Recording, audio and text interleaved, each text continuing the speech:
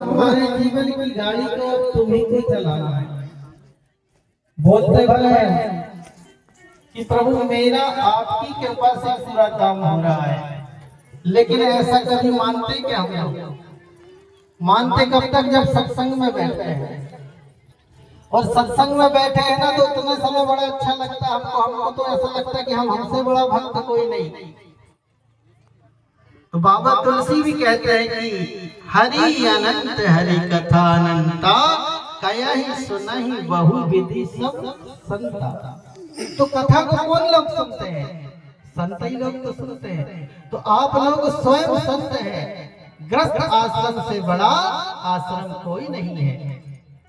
लेकिन हम लोग अपने आप को संत तो छोड़ो, अगर अपने आप में मानवता ही नहीं आए, एक दूसरे से भी हम लोग ने प्रेम करना सीख लिया, तो ये जो नफरत की दुकान है ये बंद हो जाएगी। ईर्षा, छल कपट, काम क्रोध लोभ मोह मत्सर, ईर्षा छल कपट, ये सारी सेना हमारे अंदर भरी है। और हम अपने से लड़ने के बदले दूसरे से लड़ने की कोशिश करते हैं। अरे मान लो हमने किसी को थोड़ी देर के लिए नीचा ही दिखा दिए, तो उससे क्या हो जाएगा? किसी का अपमान भी यदि हमसे हो गया तो उससे हो क्या जाएगा? आप जानते हैं कि सबसे बड़ा परमात्मा जो है ना, वह हमेशा निर्बल के बल, जो अपना बल कभी नहीं बताता, जो जिस परमात्मा पे समर्पण कर देता है ना, तो आप देख लेना कि तन बल बहुबल बुद्धि बल पड़े नए कहू काम, एक बार मुख से कहो जय श्री राधे श्याम। बोलो जोर से राधे राधे। जजमान नहीं, सभी लोग को बोलना नहीं, क्योंकि सब में कंजूसी चलेगी, जयकार में कंजूसी नहीं चलेगी। तो एक बार सब लोग जरा पूरी आवाज से बोलकर सुनाओ, जो जहां से आए वहां तक तो आवाज जाए। बोलो राधे कृष्ण भगवान की। अभी भी कमी है, पीछे वाले लोग हाथ भर उठा रहे लग रहा है, उनकी आवाज तो हमारे पास आई नहीं रही। तो एक बार फिर से जरा जोर से सभी लोग आनंद उमंग के साथ बोलो श्री राधे कृष्ण भगवान की जय। अब लग रहा है कि कुछ लोग बैठे हैं यहाँ पर। जब सब लोग मिलकर करते हैं ना, ये कथा हमें क्या सिखाती है?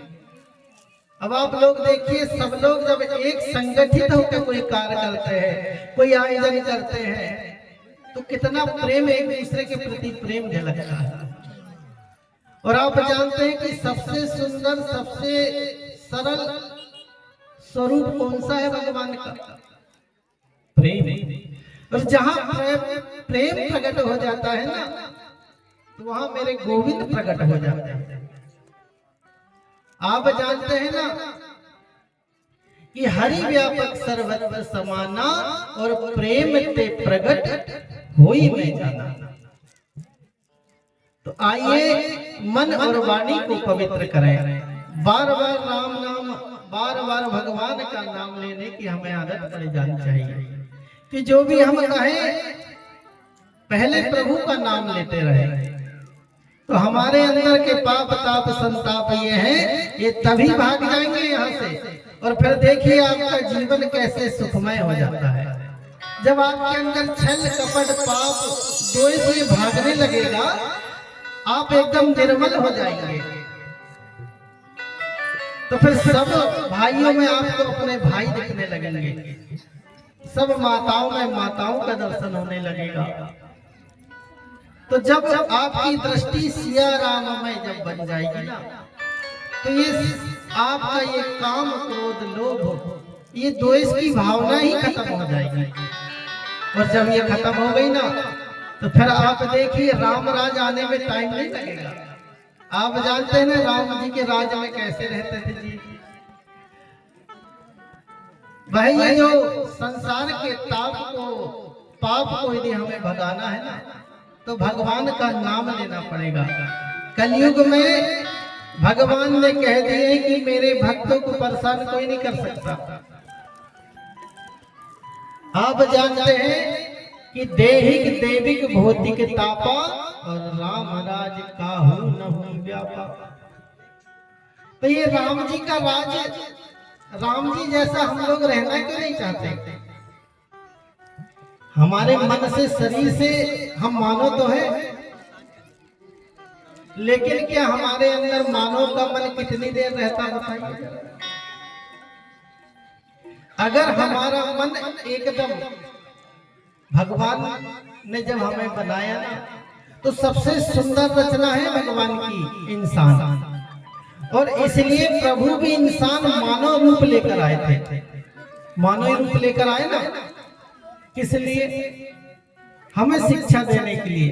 नहीं तो उनकी तो इच्छा से ही रावण समाप्त हो जाता। उनकी इच्छा से सृष्टि बदल जाती है, प्रलय हो जाता है इच्छा मात्र से।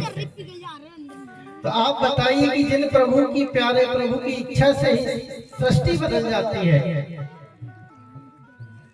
तो फिर आप देखिए।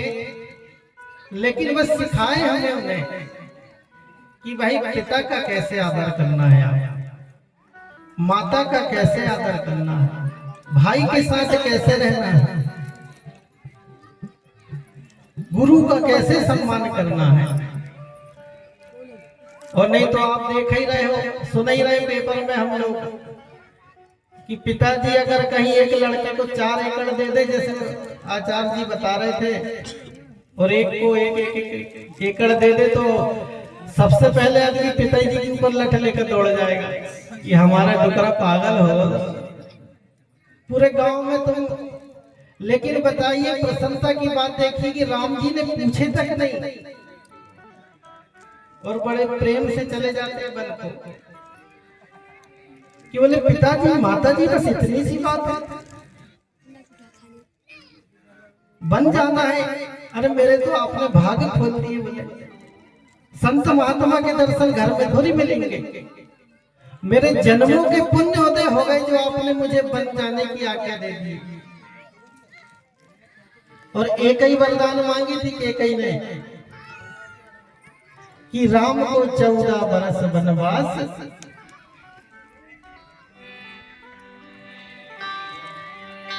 राम को 14 बरस वनवास, और भरत को दे दो राज, 2 वर मांगे थे माता के कहे।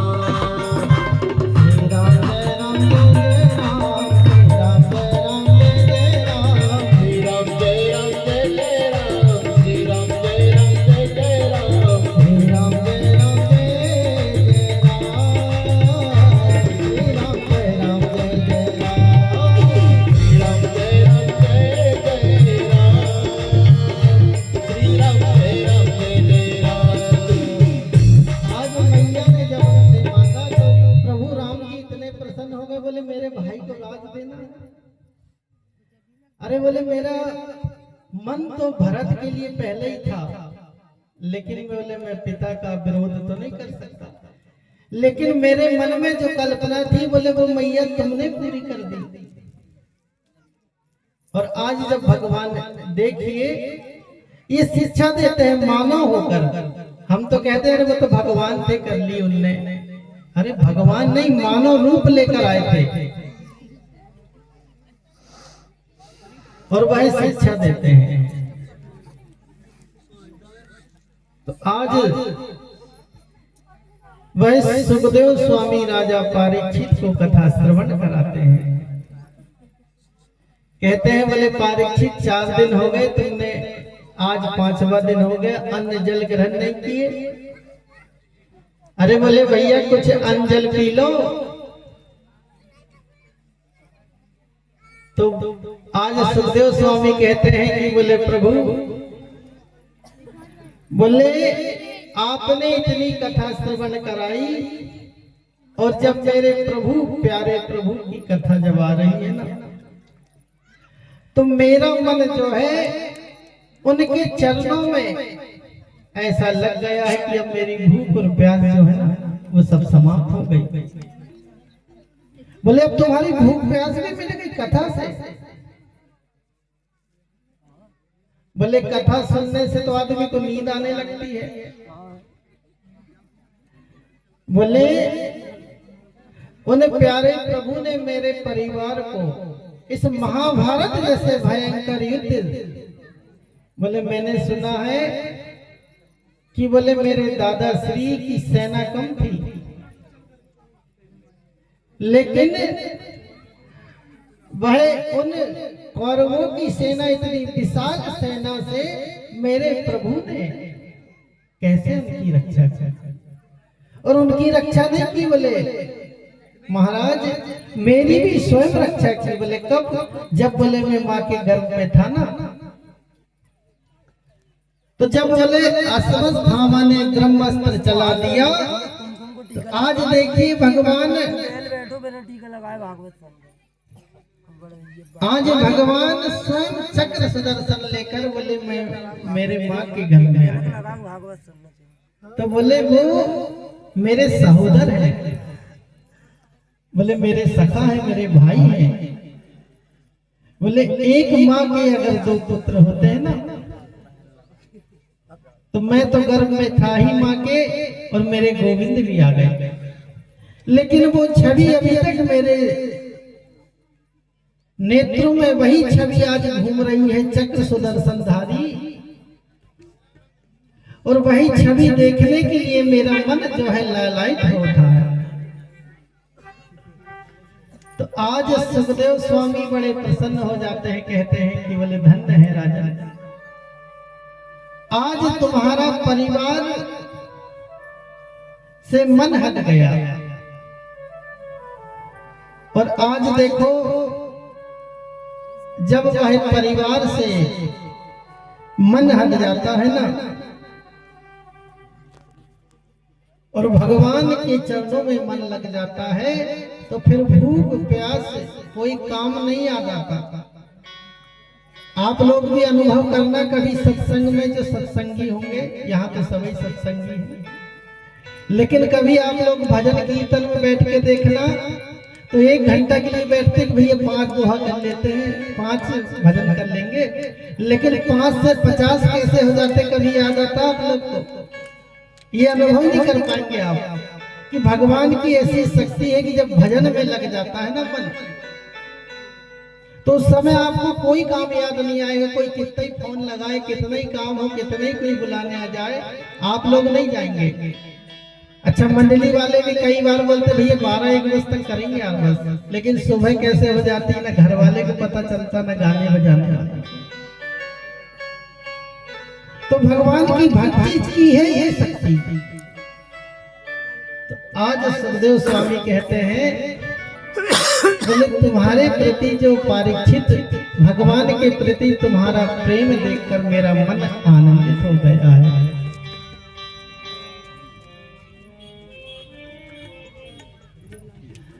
बोले देखो अब भगवान की कि दिव्य कथा जब हम श्रवण करते हैं ना, तो बोले भगवान की कथा शुरू जब कर रहे हैं तो भगवान का नाम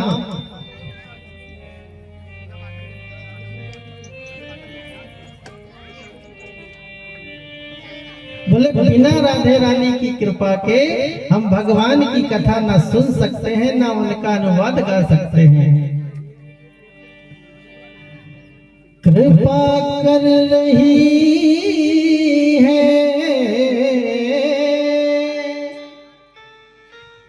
दरस दे रही है मेरी राधे रानी, शुरू हो रही है कृष्ण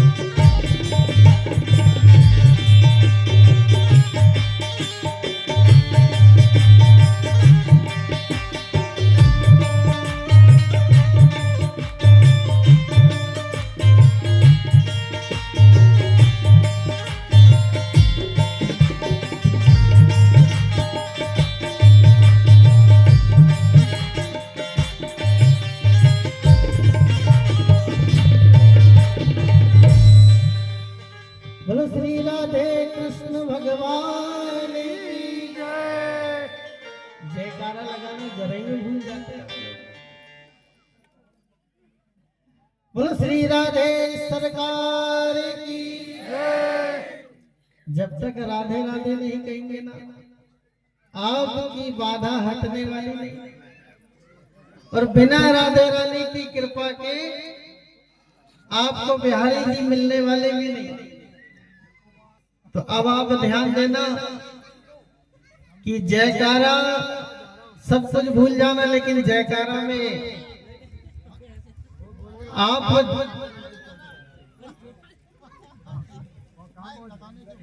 तो आज देखिए जब भगवान का जन्म हुआ ना, तो आज भगवान के नाम की जन्मोत्सव की गूंज जो है धीरे धीरे धीरे मथुरा नगरी तक पहुंच गई। अब कंस तो वैसे ही परेशान था